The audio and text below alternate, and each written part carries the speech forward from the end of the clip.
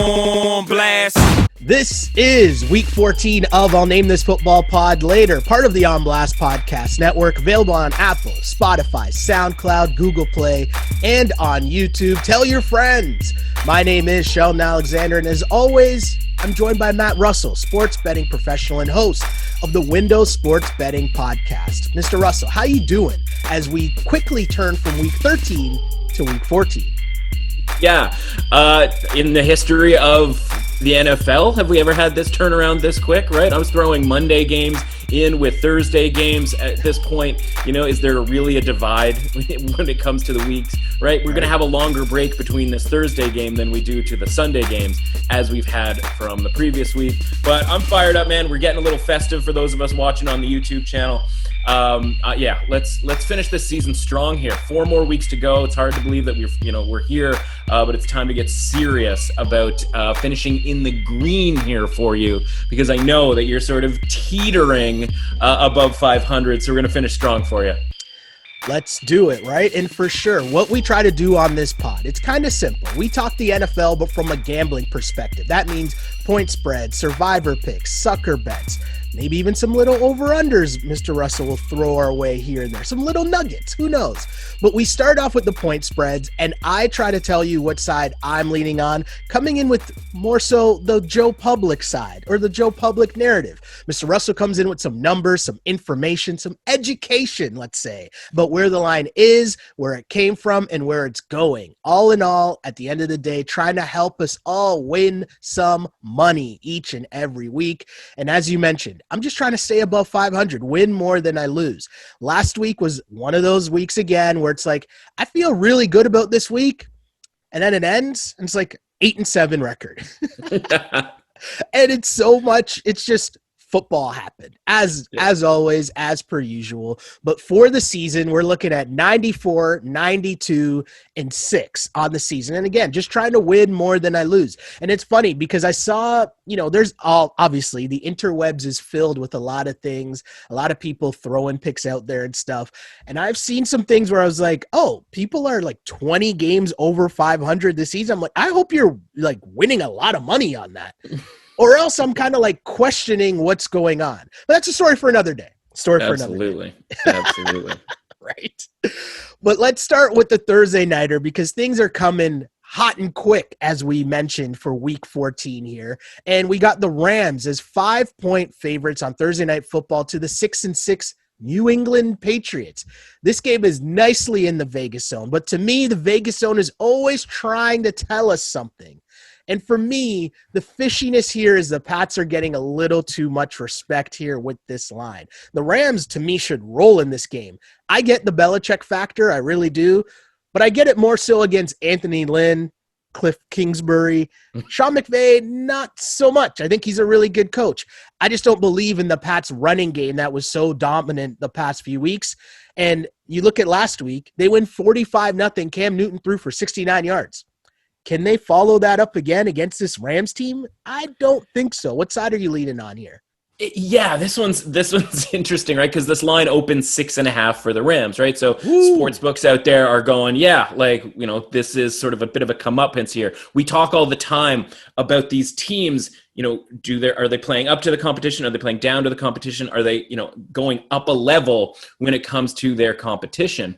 And when it comes to the coaching, you're right? Like, you can't get worse than Cliff Kingsbury or Anthony Lynn, right? Adam Gase is waving his hand saying, what about me? Don't worry, Adam, you're involved in this as well. But, you're coming off of those two guys. Like, yes, Belichick can do what he does to get the team the win that week. So the narrative is the Patriots, are they back? Are they rolling here a little bit? 6-6 now. They're sort of eyeing a potential playoff spot. But, and oh, by the way, they've stayed out in LA, right? As if like staying out in LA is all of a sudden, means all that much when you're going up against a Rams team here, which, listen, quick, we're going to start you off with a little trivia here. There's 2 teams in the league that rank in the top 10 in both offense and defense.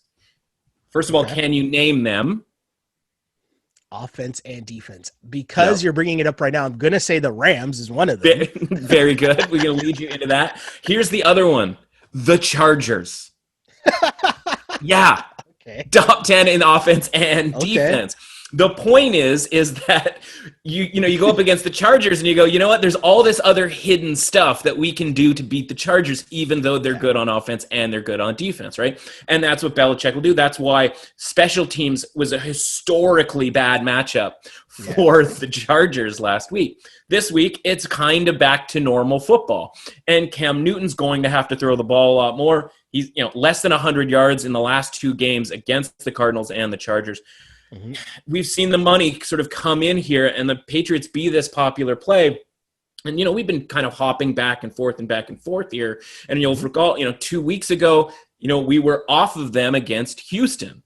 Yeah. Well, I don't see why we wouldn't necessarily be right back off them again here against the Rams. So for me, once you're ticking this thing down to 5, and it can get a little scary because we saw on Monday the Steelers number coming all the way down to 5.5 from, what started at like 8.5. And of course, sure enough, right, Washington wins that game outright. So you do get a little bit afraid here when you see this number tick down. Yeah. But in this case, on Monday, it was like, who likes the Washington football team at this number? Like, it seemed a little bit more confusing and a little bit more surprising. In this case, like, I understand why people like the Patriots, right? People often like the Patriots, especially when you can sort of, it's December, like all of the narrative stuff is there for the Patriots. But at the end of the day, I don't think they're a very good football team still. No. They played each other in the Super Bowl a couple of years ago, right? And the Patriots did it all against defensively against the Rams. And so you sit there and you go, well, let's just grab that playbook,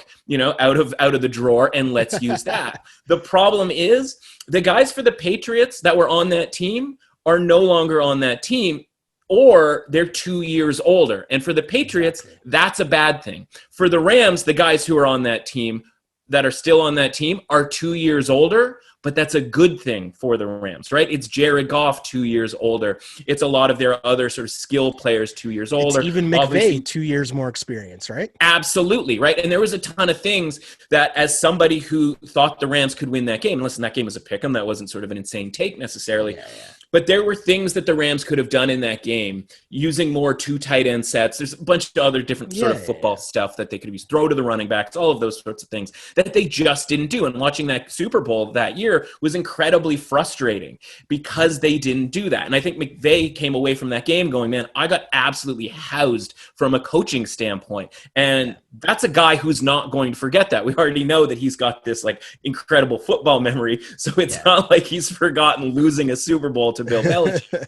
And so, I don't know that that's a narrative because I haven't heard that much about sort of the revenge angle from the Rams here. Yeah. But if there was ever a time to be able to get revenge on the Patriots, doesn't it feel like it's this season with this Rams team that I think is very good and I think does actually win and cover tonight? Yeah, I like the Rams a lot. I don't really see how, like, this will be one of the Jedi mind tricks of Bill Belichick, just like, doing it again. Like, I will be stunned if the Patriots come up and win this game. So you're telling me it's a touchdown? And I say a touchdown because obviously 5 points is a random number, but I'm like, I like it. I like it a lot. As we move on, though, to the other games for week 14, I think we kind of should start with where things just ended, meaning we got the Steelers, who we just watched play, and they're in a quick turnaround against the Bills, who we also just watched played. Right. The 9-3 Bills hosting the Pittsburgh Steelers. The Bills are 2.5-point underdogs. Under a field goal, I feel like I like the Bills. But over a field goal, I'd start leaning towards the Steelers. I don't really know like what to make of the Steelers for real because I feel like they've been playing with fire for a few weeks. Even if you go back to that game they almost lost to your man's Gilbert and the Cowboys, right? Like the Steelers have been playing with fire, and then they finally got burned against Alex Smith and the Washington football team. So I don't know. I don't really know which side to lean on here. I think I would rather be on the side of the Bills at this point, but I don't like it by any stretch.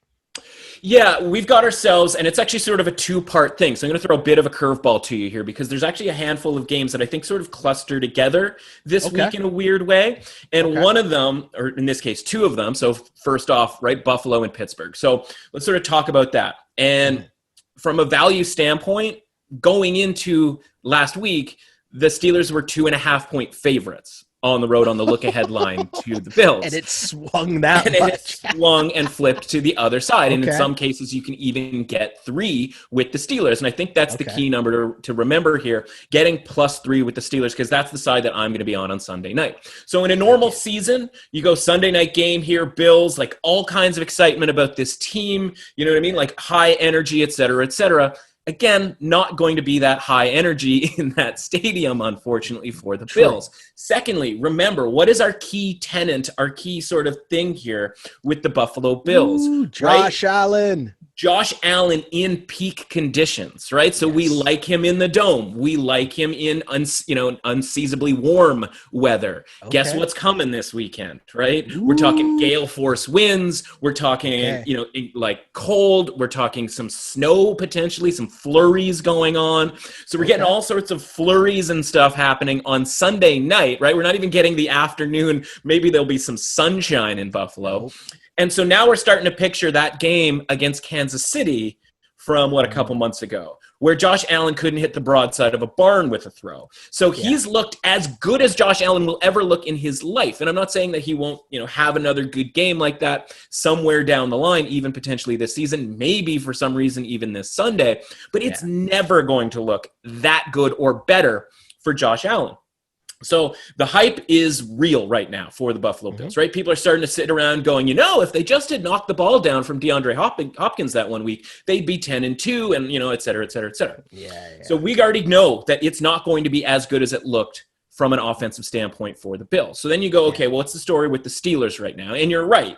They were not an undefeated team. We've talked about this, about there was no sort of worry for me that they were going to go undefeated, even though they were sort of sitting at 11-0, and it was just sort of a matter of time. And I thought maybe it would be this game where they would come in undefeated and the Bills would give it to them. In this case, they've already gotten that loss out of the way. Maybe there's a little bit of relief there. Mike Tomlin will finally be able to, and I'm not saying that he's like lost the locker room, but this is a situation where Mike Tomlin's going to have everybody's ear. He tried it after the Ravens game, right? Calling them junior varsity, but they're like, we won that game, bro. Like, we don't care that much about your name calling. And now they've lost a game to a team that I don't know that they had a ton of respect for going into that game. And so now it's like, okay, full attention here. And you're getting this team that's still a pretty good team going on the road as underdogs. This is the spot where you want to back the Steelers, right? It's never a big point spread against a team they don't really care about. It's this type of spot. Now you go, man, that offense looks pretty rough, right? They don't run the ball. They just choose not to. It's borderline comical at this point, right? But their short passing game offense, if there's some troublesome weather here, if there's wind, I think suits the situation better than Josh Allen just slinging the ball all over the field, right? The balls get away from Josh Allen when he has to deal with the inclement weather. Ben Roethlisberger has been doing this for 20 years, dealing with Pittsburgh December weather and this short passing game that they have, because it's not like Buffalo's running the ball all that well either, and this is certainly a different defensive matchup for the Bills. Totally. So I think you're supposed to bet the Steelers here. We're looking for +3 as the number to bet here, and I think it'll be indicative that we're probably on the right side if it doesn't get to +3. I'd be worried about the Bills. I mean, not from a big picture standpoint. This is just a really tough spot to get up after that big Monday night win, right? They were all talking about, first Monday night win in, this century or blah, blah, blah. And it's like, now you're going to come home. You're going to come home and you're going to play the Steelers outdoors, terrible weather, and the Steelers are going to be hungry because, by the way, the Steelers are still hunting for that first overall seed in the AFC and that bye. So this isn't just a letdown situation for the Steelers. This is a time to jump on the Steelers here as an undervalued team, and that doesn't happen very often for the Steelers. Not at all. It's interesting, right? And it's kind of right where I was on. I don't really like the Bills, but once we're getting into 3, definitely leading the Steelers there for sure. Moving on, though, to the other teams that played late into Week 13, the Niners at 4-7, hosting Washington. Well, kind of hosting Washington because they're in Arizona again. Washington at 5-7. Washington obviously coming off their big win against the Steelers, but Washington is 3-point dogs against the Niners. I find this kind of weird. I don't know if I'm just too if I'm just too influenced by what I just saw by the Niners against the Bills, and that maybe could be it. But the Niners as 3-point favorite seems kind of weird to me. Also, this isn't a real home game, right? So it's a road game for the Niners. So you're trying to tell me that if this game was the Super Bowl or what? Do you know what I mean? Like this is a neutral site game. Yeah, so I don't know. How are the Niners 3-point favorites? That kind of seems weird to me. But am I just too influenced because I just watched the Steelers lose to the Washington football team and the Niners lose to the Bills? Like, is that what's happening here? You've summed it up perfectly because yes, you are. And I'm glad, because I mentioned sort of clustering these games because isn't it strange, right, that those 4 teams that played on Monday just sort of traded opponents to play this Sunday? Like, it's weird how that worked out, especially since it wasn't supposed to work out that way. That wasn't the plan for the NFL, right? And so as much as the value has now sort of flipped here to the Steelers in that game, it's the same thing with the 49ers. This was a line that was 4.5 even as of Monday. And so I was able to hop on Washington plus 4.5 for no other reason other than I know that line is coming down because, like you said, people watch those 2 games and they go, well, Washington can win a road game against a decent team. Like, why should San Francisco be favored? And on the flip side, like, why should San Francisco be favored? They just got smoked by Buffalo. Well, I mean, I think that game was a little bit closer than people are sort of willing to admit. True. Given the fact that Josh Allen had some incredible acting performance when they got a free first down on a 3rd and long in a 10-point game, you never know necessarily what's going to happen if they had to punt, for example, in that situation. So maybe a little bit undervalued here for the 49ers. I'm not necessarily saying in the same way that we have to go grab the 49ers -3 here because I do like what Washington has been doing, but they are going into this game probably without Antonio Gibson, right? And that's going to be a factor when you sort of start from scratch here at 0-0. And, listen, the Steelers are sort of ripe, right? They were sort of ripe for the picking, and Washington had this incredible rest advantage, right? Literally double the amount of time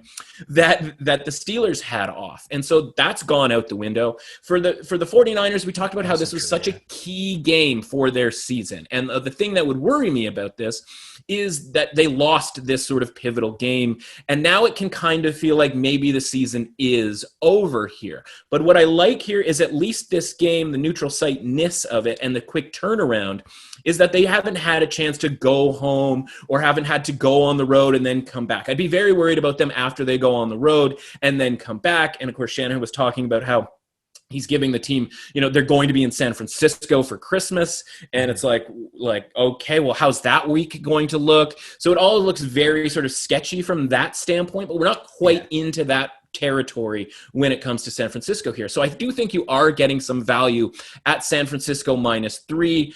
That being said, I've already bet it at plus 4.5 here, so I'm sort of ahead of the game, I have to admit. But I might come back over the top on San Francisco and create what I call a synthetic line, which would essentially mean that if I'm betting San Francisco -3 and it lands on 3, I'm still a winner because of that Washington plus 4.5 bet from earlier. So it essentially becomes San Francisco -2.5 in a way. So a lot going on with that game, but it is funny that it's tied into Pittsburgh and Buffalo in the same way. And so I'm not saying run out to bet San Francisco. It's just that's kind of what you have to understand about this line. It was higher than 3. And so there's only so far it can really fall given the fact that it was as high as 4.5. You're obviously even higher than that potentially before this past week.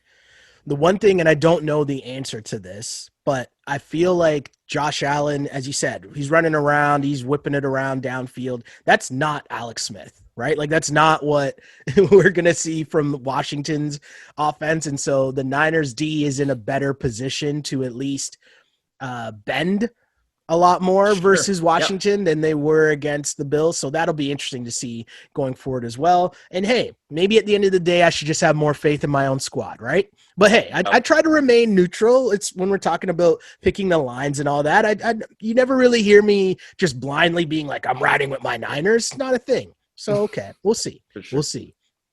As we move on to the Chiefs and the Dolphins, 11-1 Chiefs, 7-point favorites in Miami against the 8-4 Dolphins. Now, the Chiefs don't cover, but the Dolphins struggle to score. So this is a very tough one because there's two things going on here, and I'm leaning towards the Chiefs just because I feel like they're due for a blowout. It's been 4 straight weeks that they've had these kind of really close-ish games where, the games are kind of in the balance late. They're kind of due. But more importantly, the Dolphins' offense is just struggling so much. And I don't know if their defense – I don't know if there's any defense that can actually stop the Chiefs, right? So, I don't know if that's a thing. The Broncos did as good as you could imagine. And absolutely. They still had no chance to win the game. So it's kind of really weird. I don't know. I feel like with all that Miami did, they still struggled to blow out the Bengals.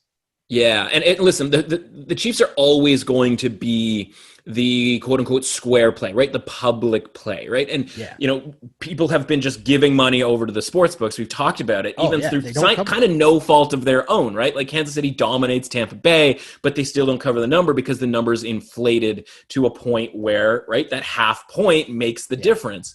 In this case... Well, we were on the Broncos last week. Right? Oh yeah, we were warning people. We were warning the signal. We had the signal out. Absolutely. And it's not. They haven't been taking our money. They have been taking other people's money. Let me just define that for a second. You're right. So it wouldn't be insane for the Chiefs to finally cover a game, and I don't know that sportsbooks are going out of business because the Chiefs cover a game. And there is some good sort of mojo here from a public standpoint and from a better standpoint about this Miami team. Right? They have been covering a fair amount of these games here.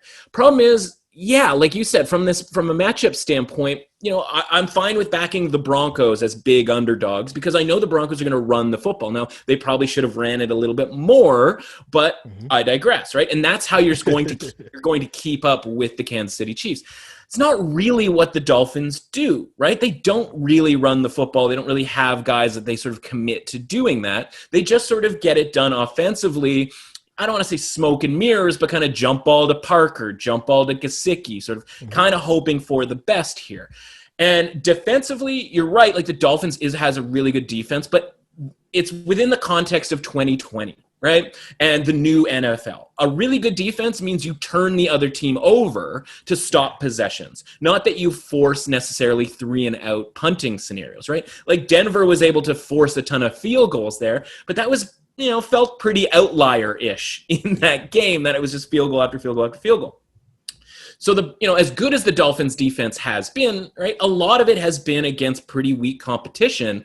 And listen, we saw Drew Lock and the Broncos carve up the Dolphins defense. And the Dolphins were able even still to get a turnover on Drew Lock. Well, Patrick Mahomes comes to town, and there's one thing Patrick Mahomes does not do. It's turn the ball over, right? And so they're not going to get those abbreviated drives down. They're going to have to stop them in the same way that Denver did. And I don't see that necessarily happening for the Dolphins here. And I don't see them keeping up offensively. I still think the Chiefs do score their 28 to 31 points. And even though the Chiefs defense isn't great, it's just a bad matchup for the Dolphins offense. I don't know that they get to 20 here. This feels a little 31 to 17 for me, and that the Chiefs will have finally covered and take some of the money that people have started to sort of put towards fading the Chiefs in this circumstance, right? And we're looking at -7 here. We're not dealing with the 7.5, which is that sort of extra hook element that the Chiefs have having, been forcing people to pay in order to bet them. So I think we're actually getting a decent number here with the Chiefs as well. I like it. Finally good to see a decent number, right? It's like a Chiefs by a touchdown. I'm not mad at that. I got you. Let's move on here to the 8-4 Colts as 3-point favorites in Las Vegas against the 7-5 Raiders. And the Raiders off of an interesting win against the Jets. We'll say that much. Now the Raiders 3-point dogs, right? This seems fishy because obviously it matters if Jacobs comes back, right? We know how huge Jacobs is for the Raiders, and I think he's going to be back in the lineup. But still, they should have lost to the Jets, right? And I know they should have lost to the Jets without, I know, I got to separate these things because it's two different things going on here. But I feel like the point I'm trying to make, though, is the Colts defense is really good. I don't know if I can say anything's really good about the Jets. And that's a game I just watched last week. I don't know. I feel like in a normal circumstance, my initial move is to just jump on the Colts by 3. Right. But one thing I've been learning from doing this pod with you for this season, we're in week 14 now. It's don't take the massive overreactions from week to week. Don't let them carry you from week to week. And so Raiders getting 3 points at home. Yeah, you're on it, man. You did it. Okay, all right, you did it. All right. You talked yourself back down. Listen, like, what do the Jets have going for them? Well, Greg Williams isn't walking through the door anymore for the Jets, but that's for a later game. For the Raiders here, a couple of different things, right? The injury report. You mentioned Josh Jacobs. The other thing here is from a defensive standpoint, a couple of guys in the defensive backfield. Jonathan Abram is a guy who I think at some point. If the Raiders get on prime time a little bit more, he's eventually going to do something, and it's going to involve us finally figuring out that Jonathan Abram is an absolute lunatic. Flat out nutcase, right? I expected more from Hard Knocks, and he was okay on Hard Knocks, but still not as much as I expected. Deranged on the football field, right? Like headhunter, sort of very old school type of guy in a new school way here. But he didn't play against the Jets, right? And they also very early on, and this is sort of weird to say out loud, but this is what we do here. Early on, first drive, I believe, of the game, right? Frank Gore takes a handoff. He goes and head-to-head combat with Damon Arnett, another one of the young Raiders DBs. And they both go wobbling off the field with a concussion. The strange thing is about the Jets, that injury for the Jets is actually good news for them because they no longer have to put a 38-year-old running back in the lineup, right? Now, all of a sudden, their younger guys get in there. They're starting to they got a little burst, right? They're getting the edge. The 4-yard runs are turning into 8-yard runs. And on the flip side, right, it's another backup DB coming in for the Raiders, right? So it actually worked out in both senses for the Jets in that one. Point is, if we get both Arnett and both guys back here for the Raiders, and we get Josh Jacobs, we get a healthy Raiders defense. That, I think, is going to be the key here for sort of slowing down the Colts, who, looked pretty good-ish last week, but I felt like that was a game that they should have absolutely smoked the Texans, and they kept the Texans right in that game. And to be honest with you, I was writing that off as a loss up until the point of the bad snap where Deshaun Watson wasn't able to corral it, and the game was over. And so this line was pick 'em, heading into last week. And because of what happened with that game being what happened for the Raiders, now that's where that value is coming in, where we're getting essentially a full 3 points here, assuming all those guys are back healthy with the Raiders. And one of the reasons that we were on the Jets, and listen, I was one of the 11 people in North America with a Jets money line ticket in that game. So, I watched all of that game. Cleveland Farrell wasn't supposed to play, or he was questionable, and they weren't sure if he was going to play. He'd missed a couple of games before that. Well, he plays in that game, and all of a sudden it's strip sack city for Sam Darnold, right? Well, who loves a strip sack more than Phil Rivers? Nobody that I know. Fair. So, there's a bunch of different reasons to sort of, think that the Raiders are going to bounce back here. And Kirk Cousins does enjoy a strip sack as well. But and as much as the Jets won that game, that game was over under sort of any salient coaching. It was still an 11-point game in the fourth quarter. I was still sweating the cover in the fourth quarter. And, if Henry Ruggs gets all the credit for catching this deep pass, but he also fumbled a ball that let the Jets back in this game. And so, if he doesn't fumble that ball, then, maybe we have sort of this easy Raiders win and things are back to normal in this game's a pick 'em. So we're going to take the 3 points here because we don't often get sort of 3 free points. And the market doesn't seem to realize just yet that we're getting those 3 free points because people are kind of in love here still with the Colts, or maybe just flat out fall out of love with the Raiders after the last 2 weeks. I think the latter. I think the latter there for sure. And I want to just emphasize for this pod and how important it's been just going through this for me. And I think a lot of other people who come in as, beginner gamblers, or people who are just in their office pools, or people who are playing their pro line tickets, and just understanding what you said there, which is very key, where the line started, where it is now, and where it could be going. Those things are so important, as opposed to just picking a game and seeing the line and being like, oh, 3 points. Okay, I'm going to do blank. Context matters, kids. Context Absolutely, matters. man. Who, what, when, where, and why, right?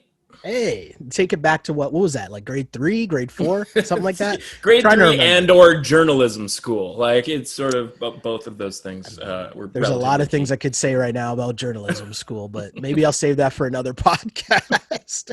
You'll save that for pod later. Yes, I I like that. I see what you did there. Let's move on here to the Giants, who are riding high all of a sudden.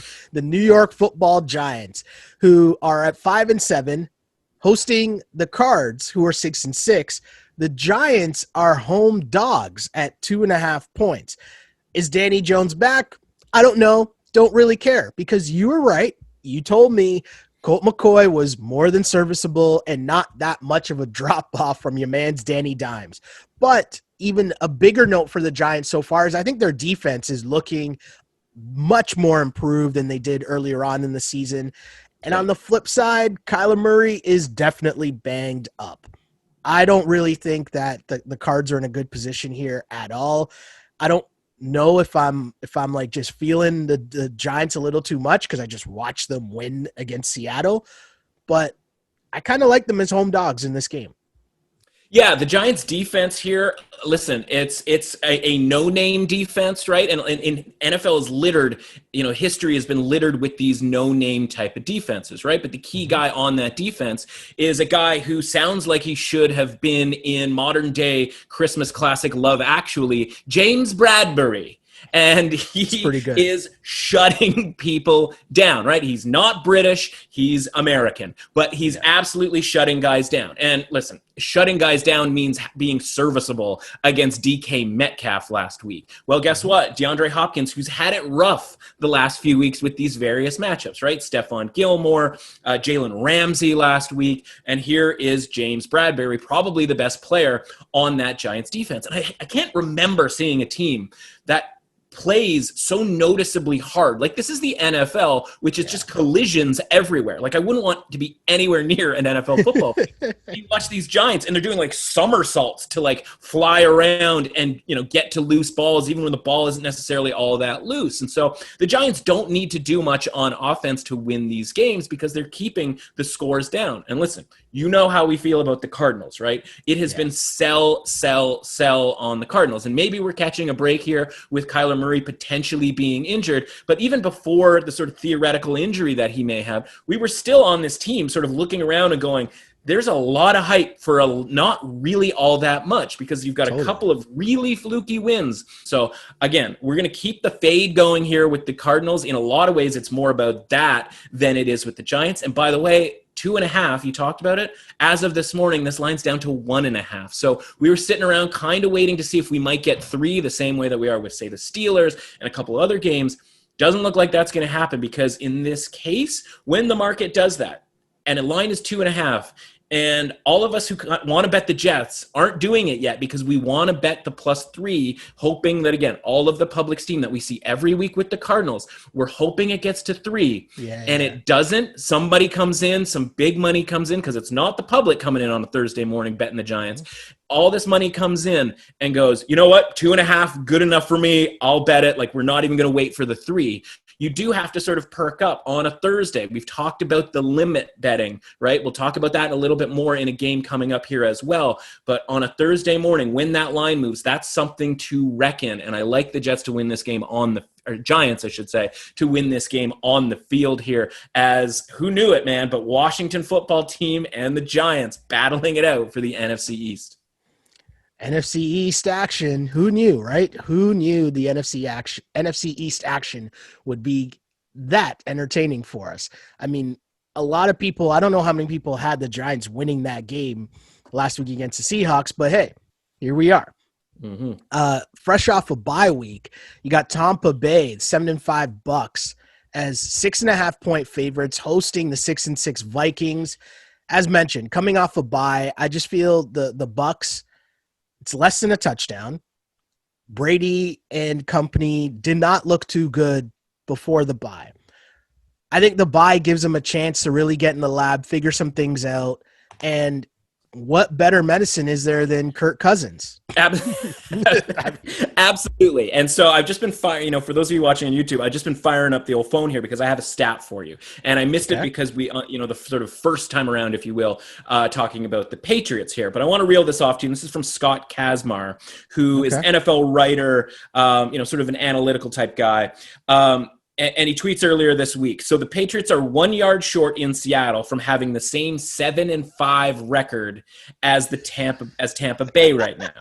Cam himself is 6-5 in his last 11 starts with New England, right? Because he obviously missed that one game against the Chiefs, which is the same record that Brady had in his last 11 starts with New England last year. And in those last 11 starts, Cam has 16 total touchdowns and 7.2 yards per attempt, and Brady 14 total touchdowns and 5.98 yards per attempt. And so as much as we're sort of slagging Newton a little bit for not being able to throw it around, the point is here, he's actually been an upgrade throwing the football, and a dead even record from Tom Brady at the end last season, right? And so what does that necessarily have to do with this Tampa game? We were going on a roll there about the Belichick versus Tom type situation.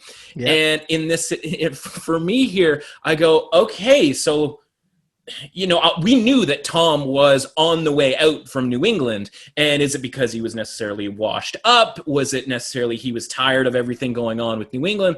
And now he finds himself with Tampa, and it's been nothing really but kind of disappointing across the board here, right? And so now, if we grab a bunch of these games, and we talked about Kansas City, and we're going to talk, a bunch of these other 7-point-ish spreads, right? There's a handful of them this week. And it's funny because I say 7-point-ish because there's some sitting on 7, some at 7.5, and some at 6.5. And you sort of, if you look at these as a whole and you go, why 6.5 for some and why 7 or 7.5 for others, right? Because it all sort of feels like it's kind of the same thing, because it's obviously is kind of the same thing, right? And we don't often get this many of those, right? Even last week, I think we had like one. So you look at all these games, and the eye is drawn to this. And this is the one right now that's 6.5. And it's funny that it is right below that 7, right? Because don't you think that the love for Tampa and the idea of, okay, they're coming off a bye, they're going to have everything tightened up, et cetera, that's going to lend itself to a lot of people liking Tampa Bay at minus 6.5 because you're not having to deal with that 7. So isn't it funny that they're just sitting there at 6.5 going like, yeah, go ahead, like Tampa all you want. Nobody wants anything to do with the Vikings after the last couple of games here, last 3 games, essentially, all home games, by the way. But I talked yesterday on the podcast, and maybe it's taken me this long to sort of figure it out, but if you're a team that has a home field advantage most of the time, and all of that has been taken away this year, with the exception of maybe Denver because of the, environment, if you will. Altitude, but Minnesota is a team that had a significant home field advantage, right? Very loud dome, passionate fan base, et cetera, et cetera. And now you run out of the tunnel and just nobody's there. And it almost acts as like the reverse, right? It ceases to then be a neutral field. It's just kind of a bummer, right? You're just less pumped up than you would normally be, all of that kind of thing. So for these types of teams, I actually like them going on the road because it's not like they're going on the road to a raucous environment and they're sitting there going like, oh, we can barely hear the calls, any of that sort of thing, right? They're actually delighted to be on the road. And now, by the way, and the whole point is they're getting 6.5 points. So it's kind of an ugly one here, but I'm going to be on the Vikings plus 6.5 here. Okay. If it gets to 7, more the better. I can't even necessarily tell you how they are going to win this game, but I think they kind of have a chance to do so because I don't think that what's ailing the Bucs is going to be fixed overnight. Now, maybe they get Ali Marpet back, who's an offensive lineman. That has been a key, issue there, but they're still without their center, who has essentially been forced to retire due to a neck injury. And, fundamentally, even with all the weapons that they have, they're still throwing the ball to Leonard Fournette. We've talked about it a bunch of different times, but like something's broken there between Brady, Arians, and Leftwich. And does it get fixed in that bye week? I'm not necessarily sure that it does. Also, too, it was very weird if you remember back to that game, that KC game, Tony Romo on the call. Tony Romo was clearly just defending Tom Brady the entire game, right? Absolutely. And I don't know if, there are people alluding to, well, he clearly talked to Brady and found out that he has beef with Arians, and you know what I mean? And there's people alluding and trying to assume a lot of different things, but more so to your point, something's definitely up. It didn't look good at all. And we'll find out for sure, because if it's not quote unquote fixed, like if they don't look good coming out of this week, then it's just a wrap for them in more ways than one. Yep.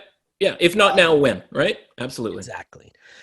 So we have the 8-4 Titans as 7.5-point favorites. As you just mentioned, looking at these spreads here, it's the 7 number.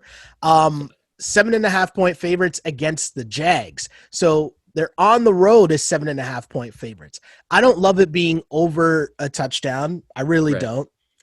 But I do like how, and I hate this sounds like a moral victory thing because I'm not about moral victories. Moral victories mean absolutely nothing in gambling. But I'm saying I like how, I know backdoor covers, but do you know what I'm saying? Like, yeah. I was going to say they kind of do, right? No. I know what you're saying, but I mean like the fact that I like that they kept playing. Like they got their teeth kicked in against the Browns. And would you have blamed them of just being like, oh shit, we had the wrong game plan. We just weren't ready for this game and pack it in. And no, they went the other way. They kept coming, kept playing. That scoreline of 41-35. Yeah. I mean, it was weird, but they were literally playing right to the end of the game. And I think that when I watch that, I think, okay, this team is still for real. This was just a blip.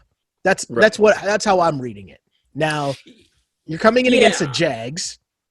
7.5 points. I don't like it, but at the end of the day, it's the Jags. And I just think the Titans are just way better. And I could see them coming back and just rolling. Yeah, but isn't it funny, though? And it's funny because you're talking about sort of moral victories with the context of the Titans. And as you were talking about it, I was thinking of moral victories in the context of the Jags because they are just racking up moral victories, or as we call it in the business, spread covers, right? Hey. Every week it's the Jags, and whether it's Jake Luton against the Texans or whether it's against the aforementioned Browns that you just talked about, right? Or, of course, last week against the Vikings that we also just talked about.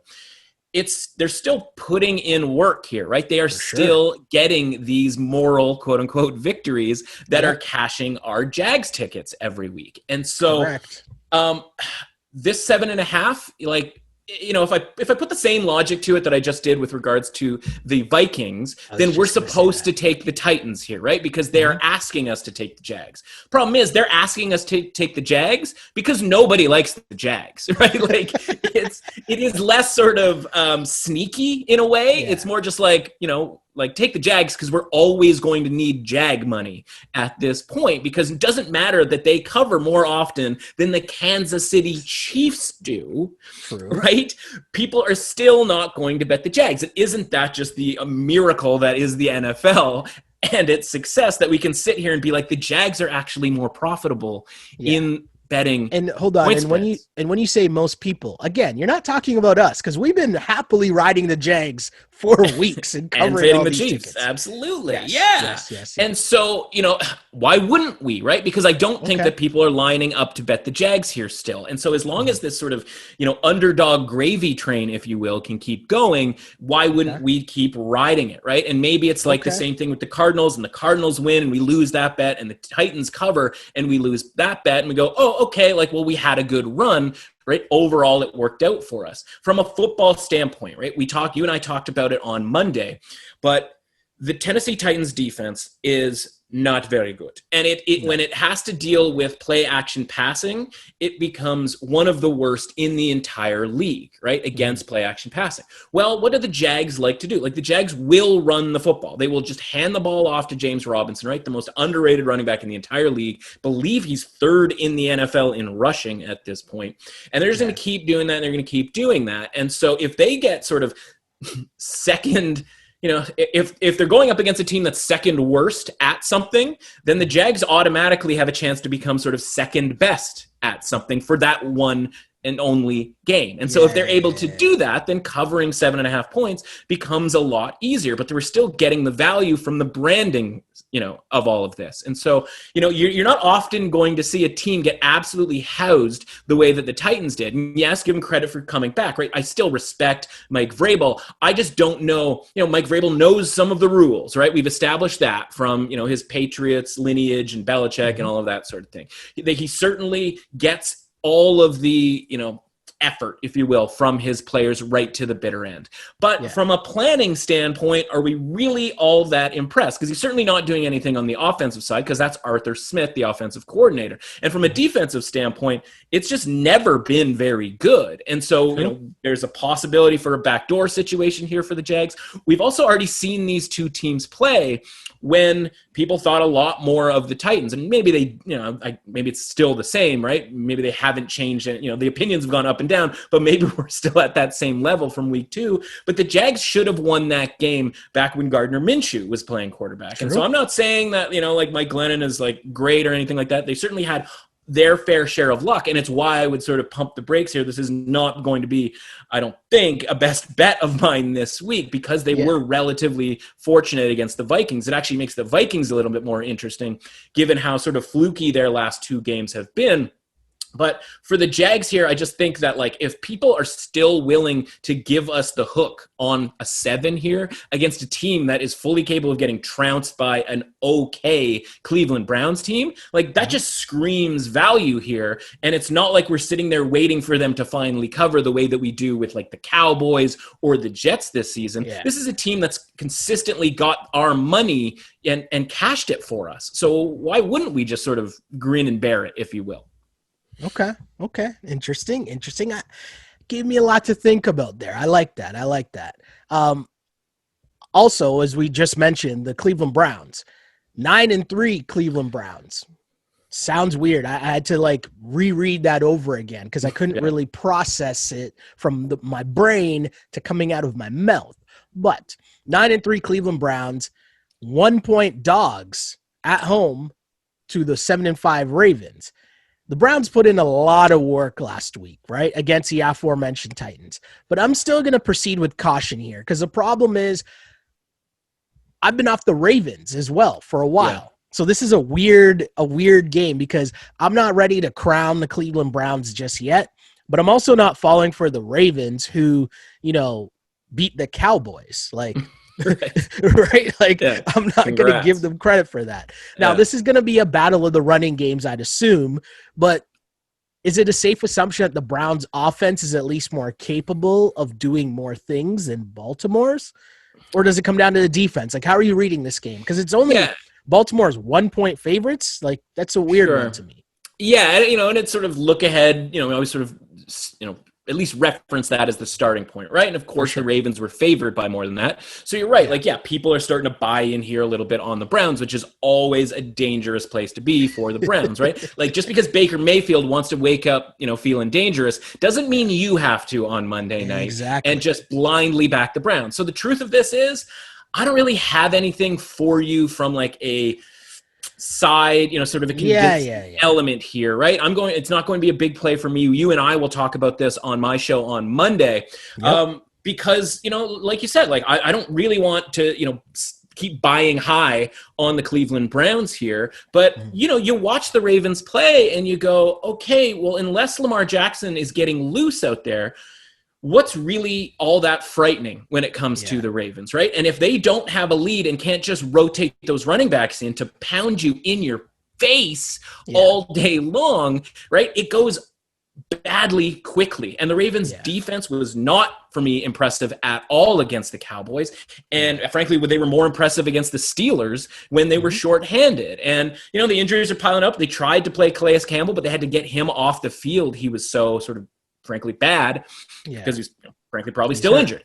And so now, like, the Browns got smoked by the Ravens in game 1, but the Browns smoked the Ravens last season in one of the very few losses that the Ravens took last year. So I don't know that this is necessarily a case of, well, Ravens own the Browns, yada, yada, yada. So it's, complete toss-up pick'em game. I think the line is correct because I'm sitting here on Thursday, looking ahead to that game and going like, I don't really know what side I'm going to be on in this situation. If you gave me 3 points either way, I would absolutely take that. And if it gets to 1.5 either way, I'm probably teasing it up to plus 7.5 for either team. I don't really care. That being said, this game could be a blowout for either team. And it just kind of matters who gets up first, right? This might be the game where whoever scores first, you live bet them because they can pull away based on what they're going to make the other team do offensively that is outside of their comfort zone. Yeah, and let's get back as we move on to another game here and get back to these interesting 7-point-ish lines. And we start with the Lions and the Packers. Is this game in Detroit or in Green Bay? I messed up here on my sheet here. It's in Detroit. Yeah. So the Packers are 7.5-point road favorites against the Lions. And the Lions looked all right in their first game without Matty P, but that was against Mitch Trubisky, who is not Aaron Rodgers. Right. Again, I don't love the extra half point, but I really don't love the Lions.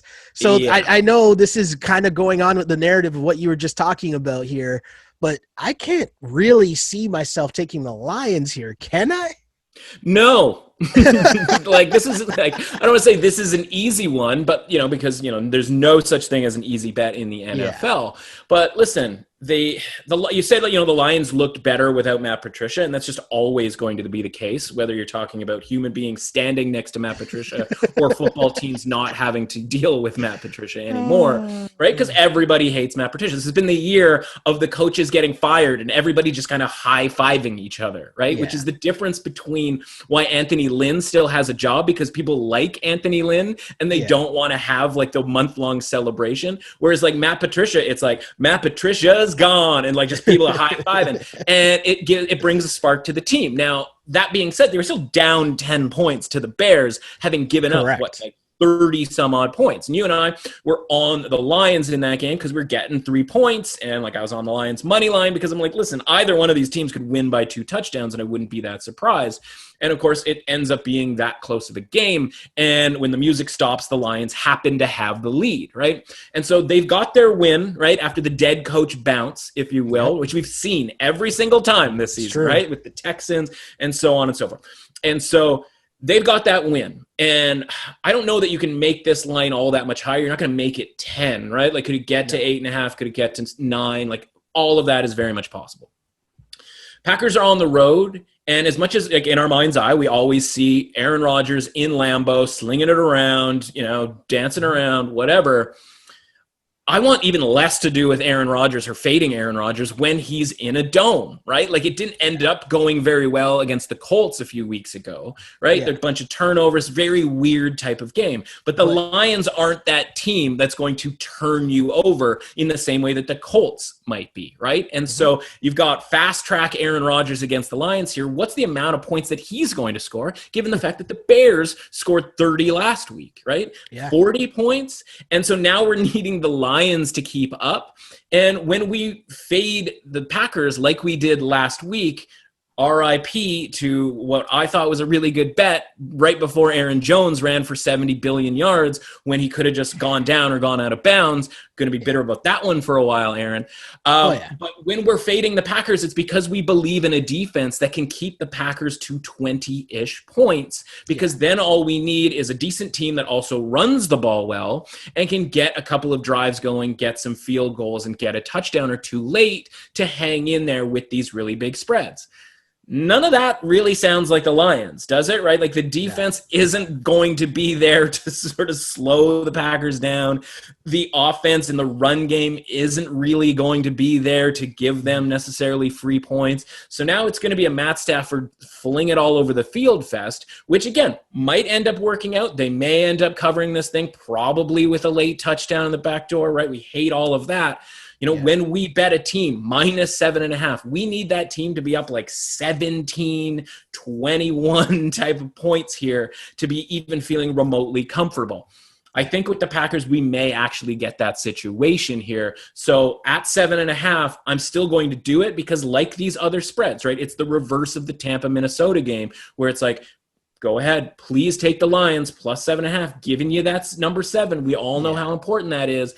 And I don't know that it matters for the Packers this week because I think they truck the Lions. Cool. I like it, which makes me very interested to hear what you're going to say about this next game as we have my favorite team of this football season. And of course, I'm being facetious because I'm talking about the 3-8-1 Philadelphia Eagles who are hosting the Saints as 7-point dogs. Now, again, super important here, the 7-ish point spread. But here's where I'm struggling with this line, okay? I've been going against Taysom Hill for weeks. I've been riding with the Eagles for weeks. Now, conventional wisdom tells me that I should probably just take the Saints here. Yeah. And yet here we are, and I'm sitting here saying, I think I'm going to take the Eagles and Jalen Hurts. Not even because I think that Jalen Hurts is way better than Carson Wentz. I just think he might not do the normal fuckery that Carson Wentz does. Right. And if we my theory, that factor, can cover spread. You know my theory, man. Anybody but Carson Wentz at this point. I can't watch him rip his chin strap off and his orange beard coming off the field after he's been sacked for the 11th time that game. I just cannot do it. Right? Throw the ball away at some point. Do something. Like, what are we doing? Do something. Carson Wentz have sacked, a plan. taken out of field goal range. How many times have we seen that? Right, like Carson, like on his tombstone, it's going to be Carson Wentz, right? Beloved father, husband, son, now we're killing Carson Wentz. What's happening right now? We've been killing him all year. We might as well bury him. Right? Like the Eagles have buried him. The Philadelphia people have buried him. But on his tombstone, it is going to be Carson Wentz takes a sack to knock them out of field goal range, right? Like that is what he does, right? So will Jalen Hurts necessarily do that? Obviously a guy who's even more mobile than Carson Wentz. So maybe things get extended a little bit. We saw him and he was impressive in that he was able to scramble while also looking down the field. That being said, and here's the grossest part about all of this. You ready for this? We talked about the Thursday morning line moves. Yeah. This line's down to 6.5 right now. It has come off of the key number of 7.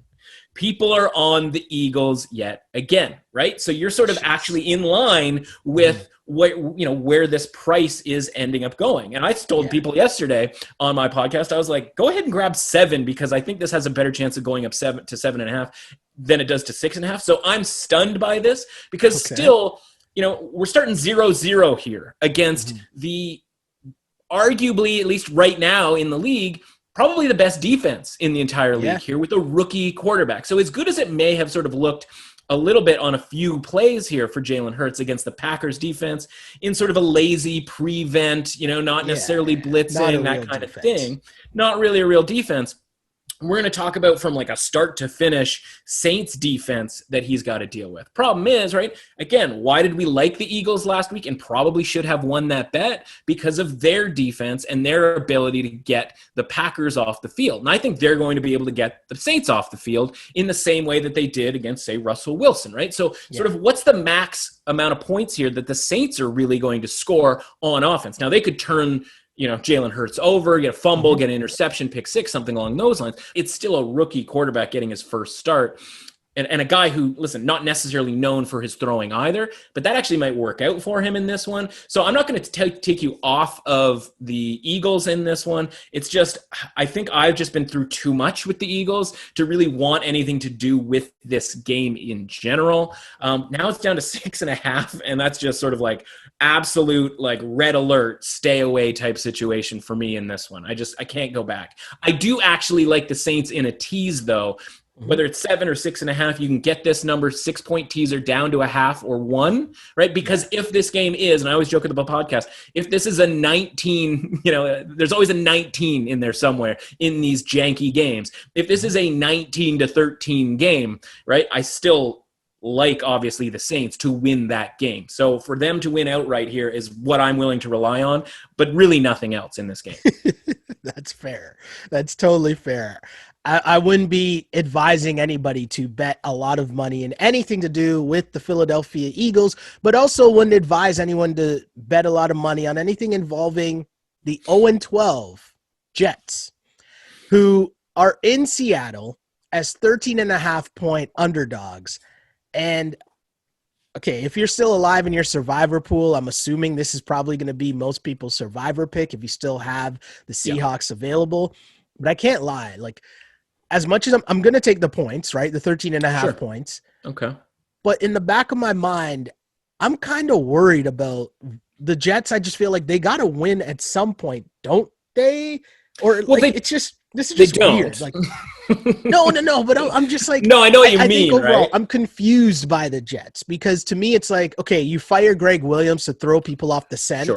Like, oh, no, we weren't trying to lose a game, which I'm almost so tired of that argument because like either way, you're losing games because you're a moron, right? Yeah. So like, so however you want to take that, cool. Right. But the Seahawks, like, they can't really lose. Like, and I'm talking Survivor here. Sure. Lose to the Giants and Jets in back-to-back weeks. Like, that's not really a thing that's possible here, right? No.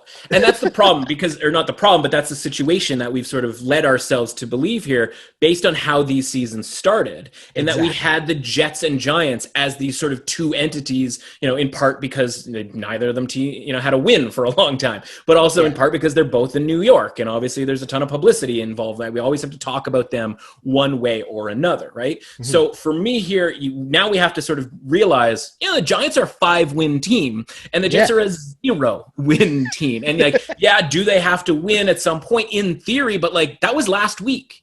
They did it. They should have, and they didn't, right? And and it's over. And so now they don't have to win another game this season or a game this season because whether it was the Patriots game a couple of weeks before that or that game last week, those were victories. They did it. They did what they had to do to win the game, and they just opted not to for various reasons. And so, okay, does that mean now that they have to beat the Browns in a couple of weeks or that they're a threat to beat the Seahawks here? No. And, you'd expect me to be like, oh, big, spread here, take all these points, num.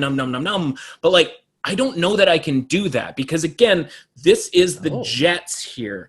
And what I mean by that is, again, different from the Giants in that, like, the defense isn't the same. James Bradbury, right, our character from Love Actually, is not going to suit up for the Jets here and handle DK Metcalf because we watched that game last week and we watched Darren Waller just do whatever he wanted to against that against that Jets defense, right? Mm-hmm. And so whether it's a tight end or whether it's a DK Metcalf or Tyler Lockett or the combination of those two, why wouldn't those guys sort of run wild? Now, the problem is I'm not looking to bet the Seahawks in this either because as we've talked about, Pete Carroll rocking the conservative vibes here now, right? Punting from the 36-yard line. You cannot cover 14 points if you opt to punt when you're even remotely close to the end zone here, right? If you're opting for field goals instead of touchdowns, if you are opting for punts instead of field goals or going for it, it's going to be very difficult in a game that has maybe 10 possessions on either side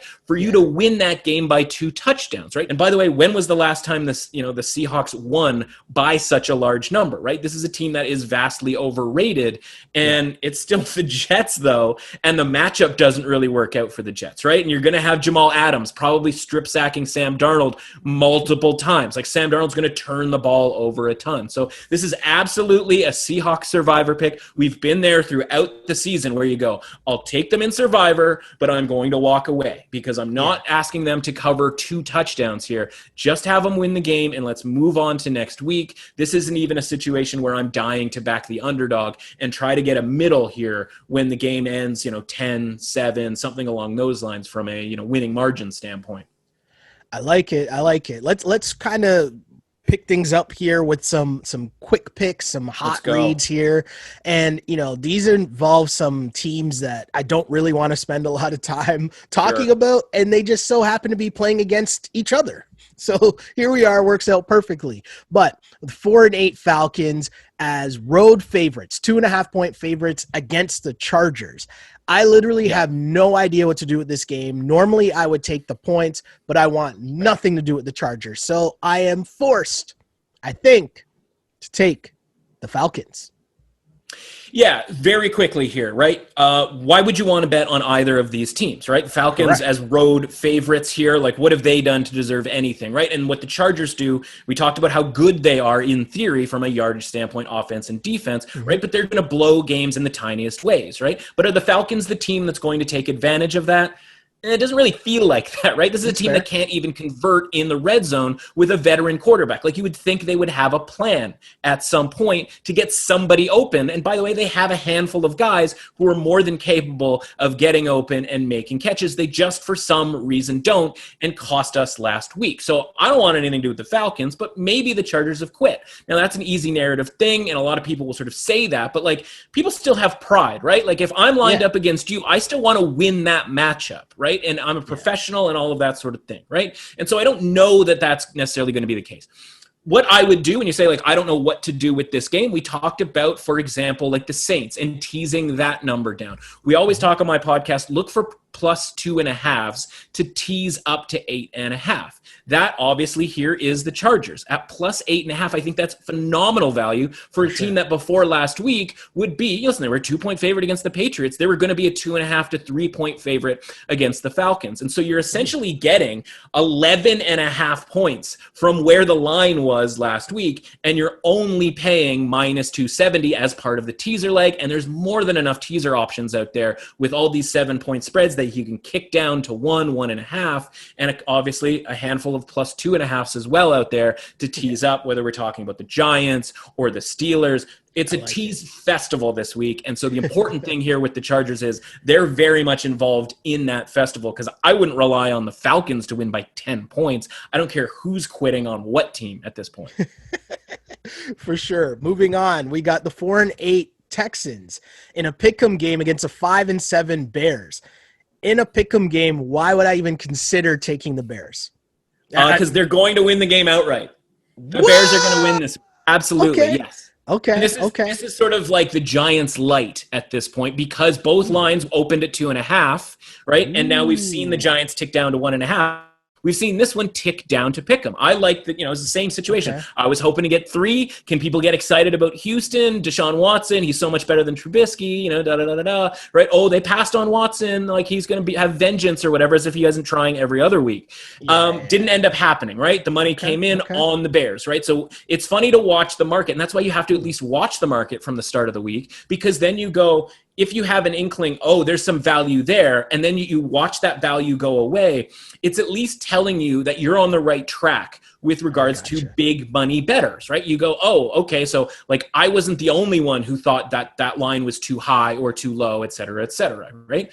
Trubisky, right? Obviously, the highlight is the fumble. That was really ugly, right? But they still were able to move the ball against, not a very good defense. But guess what? Texans, not a very good defense either. So there's no worry about asking Trubisky to move the ball against a quality defense in this situation, right? And as we look back on this, especially having, gone through the Nick Foles, 6-7 games, you go, Trubisky won those first 2 games and was a relatively quick hook in that game at Atlanta in week 3. And then for some reason, in part because of injury, they refused to go back to him. Well, now they're back to him, and they've got a decent ground game going, mixing David Montgomery with Cordarrelle Patterson. I even saw them, and lo and behold here, running Trubisky in an actual organized way where they're like 3rd and 1, let's run a Trubisky sweep here. I've been waiting all season for this type of thing, right? They're now using Cole Kmet, their rookie tight end out of Notre Dame, more this season. They're sort of slowly getting Jimmy Graham and his mega washedness out of the mix. And by the way, they still have Allen Robinson, who's going to do damage in the secondary against a Texans team that still is just Deshaun Watson. And that's one thing when you're at home or you're in a dome and you're going against the Lions or the Patriots defense, or even a Colts team that just was dying to give that game away. Against the Bears here, if the Bears defense shows up, it's going to be way more difficult for the Texans here. I like the Bears here. Remember, the Bears were -3 favorites, and for much of that game, looked full value on that and looked like they were going to cover that game. And for me, I realized the Texans beat the Lions pretty good on Thanksgiving, but that was a 2.5-point spread. I don't know that there's that much difference between the Lions and the Texans at this point, especially with all the guys that are out for the Texans that we talked about last week. So yeah, the reason to bet the Bears here is because they're going to win the game. See, this is a lesson of what I talked about earlier in the pod. Context matters in terms of where the line was, where it is, and where it's going. And that's why we do the podcast. That's why we discuss these things. It's not just BS I'm saying here. This is a reality of the situation. Let's keep things rolling, though. 3-9 Cowboys, 3.5-point road favorites against the Bengals. And this is really gross, like really, really gross. But I think the overall thing here is the Bengals can't score points. And the Cowboys at least have players on offense that I think can. I got to tell you, I absolutely love the Dallas Cowboys in this game. Okay. I know. Okay. I know. It sounds hey. insane, but I was impressed. What people don't understand is, and listen, it gets buried. Like the Bengals have been buried as the 7th most interesting game at 1:00 for the last 2 weeks, right? If they were shown on Tuesday, on Sunday, on any time, right? Thursday morning, right? If you'd seen the Bengals play in the last couple of weeks, you'd be like, that's actually right now this second the worst team in the entire NFL. That includes the Jets. That includes the dead Chargers. That includes everybody involved. The Bengals are absolutely the worst, right? And so, you can look at that game against the Cowboys or with the Cowboys against the Ravens and be like, man, like the fourth quarter, like they just didn't want anything to do with the rest of that game. And you can sort of make the narrative thing like, oh, they quit, or like the defense gave up, or the defense is just bad, or blah, blah, blah, blah. But would you want to get hit in the mouth for 60 minutes of that rotating group of running backs that the Ravens run at your face? And then while you're getting hit in the face with those running backs, you look up and you realize that Lamar Jackson never actually handed the ball off, and now he's scampering and you got to go chase him down. That's awful. And I would be out on that too, right? And so now you're going up against the Bengals. Classic situation, very similar to Minnesota, where it's like now we go on the road, still on the road, but like we're not going back to people booing us at home, all 11 people in Cowboy Stadium. We're going, on the road to a Cincinnati team, and it's just like it might as well just be in a field somewhere because there's just no home field advantage element there. To a team that's not going to do that offensively to you, whether it's Brandon Allen or Ryan Finley, and it's like Gio Bernard is the guy who's going to hit you in the face all game long. Like that's not going to happen. Way easier defensively, they may shut them out. And I'm talking about the Cowboys defense at this point in time, right? And so like what's the max amount of points the Bengals are going to score here?